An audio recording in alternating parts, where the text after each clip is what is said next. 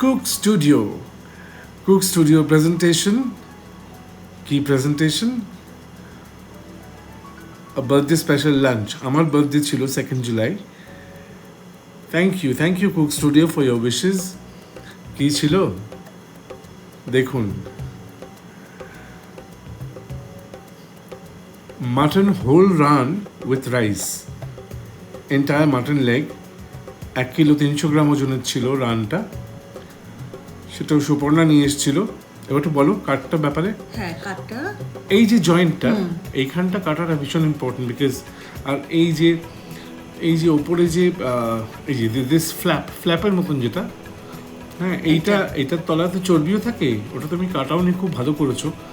ওটার মধ্যে যে ফ্যাট থাকে ওটা মাংসটাকে আরো টেন্ডারাইজ করে। এই পোরশনটা কাটতে হবে। হ্যাঁ, এটা লম্বালম্বি কাটতে হবে। ওই স্লিটটা করলে ওটা মুভমেন্টটাও ইজি হবে। হ্যাঁ, এই এইরকম। হ্যাঁ, খুব ধারালো ছুরি লাগবে। অ্যান্ড এবার ডিপ দাঁত দিয়ে দিতে হবে, যাকে বলে দেগে দেওয়া।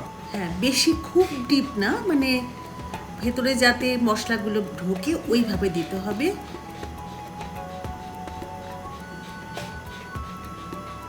বেশি ডিপ করলে যখন হয়ে যাবে তুলতে অসুবিধা হবে, খুলে যাওয়ার চান্স থাকবে।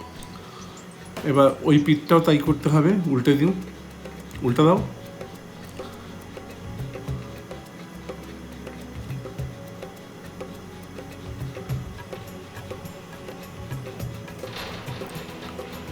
আপনারা পুরো ভিডিওটা দেখবেন। প্রচুর এফর্ট দিয়েছে সুপর্ণার পেছনে, অনেক খেটেছে, প্রায় 1.5 দিন ধরে খাটুনি চলেছে। সেটা 13 মিনিটের ভিডিও আমরা এনেছি। এই পেঁয়াজ, রসুন, আদা, লেবু, লঙ্কা এগুলো দিয়ে একটা পেস্ট তৈরি হবে। ফার্স্ট ম্যারিনেশন, যেটা মানে ম্যারিনেশন একটাই পেঁয়াজ, এই 1.5 ইঞ্চির মতন আদা, কাঁচা লঙ্কা আর রসুন, এই আদাটাই, আর কিন্তু কিছু লাগবে না। আর এই লেবুটা, খোসা ছাড়ানো লেবুর পাল্পটা লাগবে।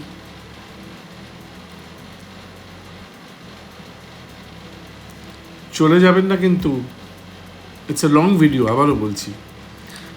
সামান্য জল, হ্যাঁ, যাতে একটু স্মুথ হয় পেস্টটা। হয়ে গেল ম্যারিনেশনের। এটা বাটিতে ঢেলে নেওয়া হচ্ছে, ঢেলে বেড়াতে মিশানো হবে লঙ্কা গুঁড়ো, লাল লঙ্কা গুঁড়ো, ঝালের লঙ্কা, হ্যাঁ ঝালের লঙ্কা, অফকোর্স অ্যাকর্ডিং টু টেস্ট। ভালো করে মিক্স করে নাও।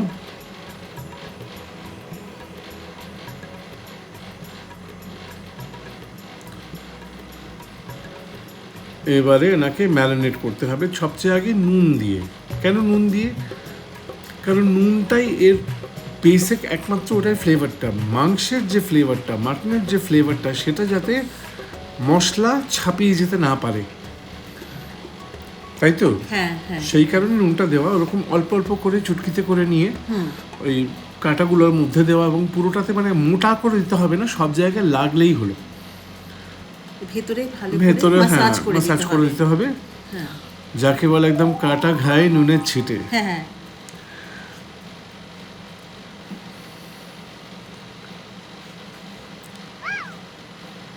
এবারে এই ম্যারিনেটটা, এটাতেও নুন দিতে হবে। এটা আগে কেন নুন দেওয়া হলো না বলো? তাহলে জল জল হয়ে যাবে, যেটা তখন লাগানো যাবে না। এক্স্যাক্টলি। যেহেতু পেঁয়াজ, আদা, রসুন, কাঁচা লঙ্কা আছে,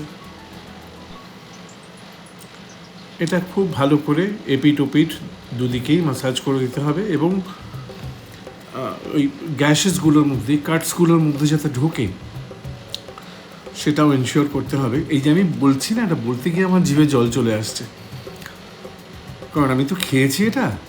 ওফ, কি যে হয়েছিল, অবর্ণনীয়। ম্যারিনেশনটা পুরোটা ইউজ করবেন না কিন্তু, এটা আবার লাগবে। এটা ফার্স্ট কোট, ওইভাবেই মানে কোয়ান্টিটি নিতে হবে।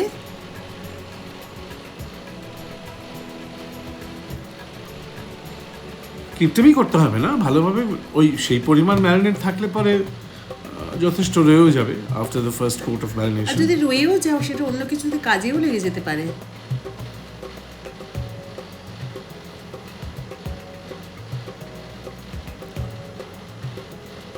এটা রইলো, পরে কাজে লাগবে। এবার একটা প্লেটে ট্রান্সফার করে এটাকে খুব ভালো করে ক্লিং ফিল্ম দিয়ে র্যাপ করে কি করব, ফ্রিজারে রাখবো। ফ্রিজারে। হ্যাঁ,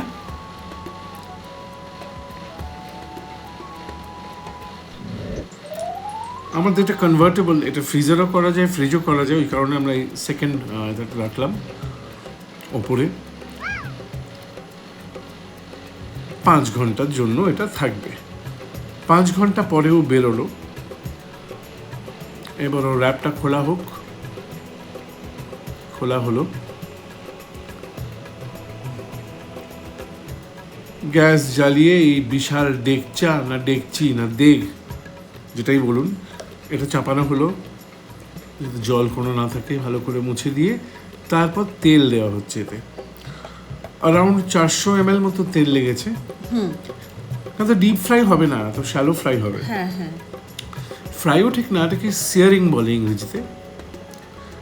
ভালো করে মাংসের গায়ে ফোসকাটা পরানোর জন্য, যাতে সুন্দর রং আসে একটা, and so that the juices are locked in. এরকমভাবে তেল তুলে তুলে দিতে হবে ওর গায়ে। আমি ঠিক বলছি তো? একদম ঠিক বলছো। আমি বেশি কথা বলছি নাকি? না না, তুমি ঠিক বলছো, আমি ওই জন্যই তো চুপ করে আছি। একদম না, ঠিক তুমি বলছো। একটু বলো, তুমি করেছো তো কি হয়েছে যে তুমি তুমি বলে দিয়েছো, আমি করেছি, তুমি বলো না।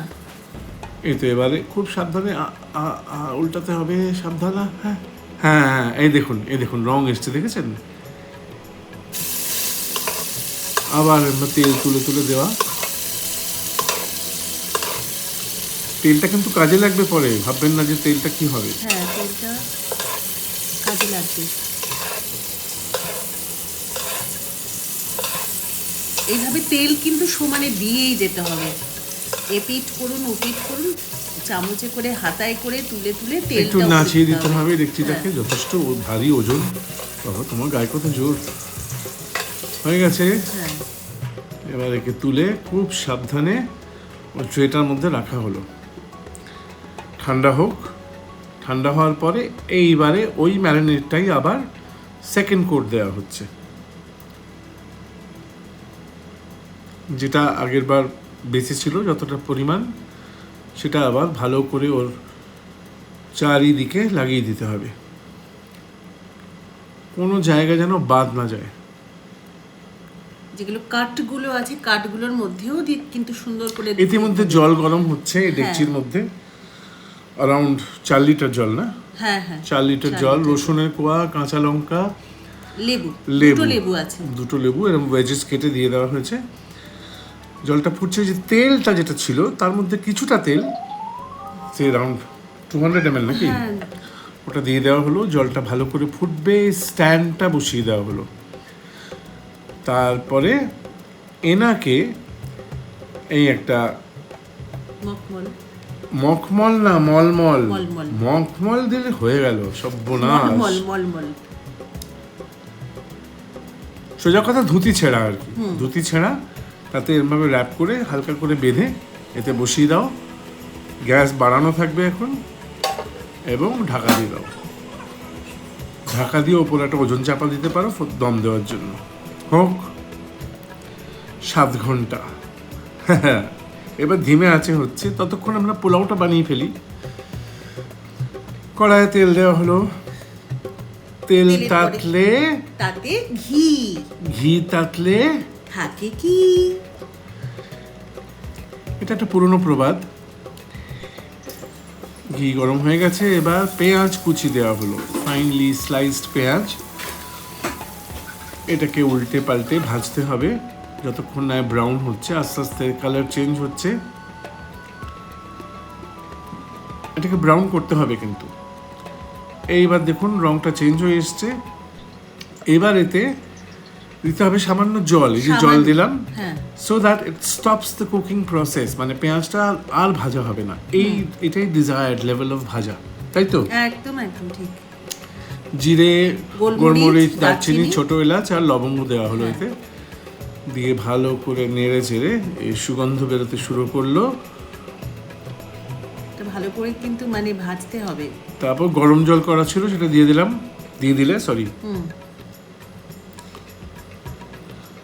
যতটা জলটা- চাল সেই পরিমাণে সেই পরিমাণ, হ্যাঁ, জল সেই দিতে আন্দাজে, হবে, হ্যাঁ। সেই আন্দাজে। নুন দেওয়া হলো, নুনটা একটু টেস্ট করে নেবেন এখানটা। এবার চালটা দেওয়া, না কাঁচা লঙ্কা দেওয়া হবে, সরি, কাঁচা লঙ্কা দেওয়া হলো। এই চালটা ছেড়ে দেওয়া হলো। বাসমতি চাল ভিজানো ছিল আগেই, ধুয়ে ভিজিয়ে রাখা।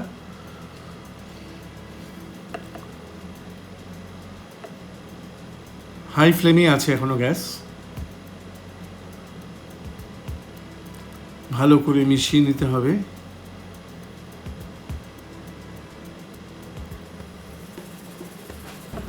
মিশিয়ে নিয়ে যখন চালটা একটু ওপরে উঠে আসবে, জলটা নিচে নেমে যাবে, এই সময় ঢাকা দিয়ে আঁচটা কমিয়ে দিতে হবে, তাই তো? হ্যাঁ হ্যাঁ আমি শিখে গেছি তো। হ্যাঁ, ওপরে নোড়াটা চাপা দিয়েছি, আপনারা অন্য কিছু দিতে পারেন চাপা। এটা ভারী কিছু চাপা দিতে হবে। হ্যাঁ। গ্যাসটা এবার কম হয়ে গেছে, 15 মিনিট মতন লাগবে, 10-15 মিনিট হয়ে গেছে, it's ready, pulao is ready. কিরম লাগলো পোলাওটা? এটা এমনিও খেতে পারেন, কিন্তু এর নিজেরই আলাদা একটা ফ্লেভার আছে, টেস্ট আছে। সাথে একটু আচার, একটু সালাড হলে কিন্তু এই পোলাওটা এমনিই খাওয়া হয়ে দেখি যায়। ওইদিকে চলো, কি দেখি হলো, কি হ্যাঁ, অবস্থা। চলো চলো চলো। ও বোধহয় হয়ে গেছে, 7 ঘন্টা হয়ে গেছে, হ্যাঁ হ্যাঁ হয়ে ধিমে গেছে। আছে হচ্ছিল, পরের দিকে আঁচটা বাড়ানো হয়েছিল, আস্তে করে নামানো হলো ওকে। এবার ওর বস্ত্র উন্মোচন করো।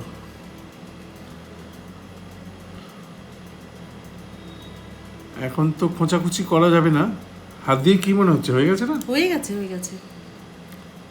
এই যে পোলাওয়ের বিছানাটা রেডি, এখানে সন্তর্পণে আমাদের মাটন রানকে শুইয়ে দেওয়া হলো, প্রস্তুত, রেডি টু সার্ভ। এই আমাদের ফাইনাল প্রেজেন্টেশন। এইভাবেই আমার জন্মদিনের দিন দুপুরবেলা ওকে প্রেজেন্ট করা হয়েছিল, এবং আমি যা খেয়েছিলাম, উফ, and the result was fantastic. মাংসটা তুলতুলে নরম, একদম মুখে দিলে মাখনের মতো গলে যাচ্ছে, আমি দেখুন দেখাচ্ছি 2 আঙুল একটু, দিয়েও হ্যাঁ। ভাঙছে, হ্যাঁ। মানে কোনো ব্যাপারই না, মানে এবং দ্য ফ্লেভার, মাংসের যে নিজস্ব একটা স্বাদ, অতিরিক্ত কোনো মশলাপাতি কিচ্ছু না, steamed, extremely nutritious, very tasty, try it at home. Comment অবশ্যই করবেন, প্রচুর প্রচুর প্রচুর পরিশ্রম গেছে এর পেছনে, আপনাদের কমেন্ট, একটা comment means a lot. Thank you so much for watching, thank you for wishing me.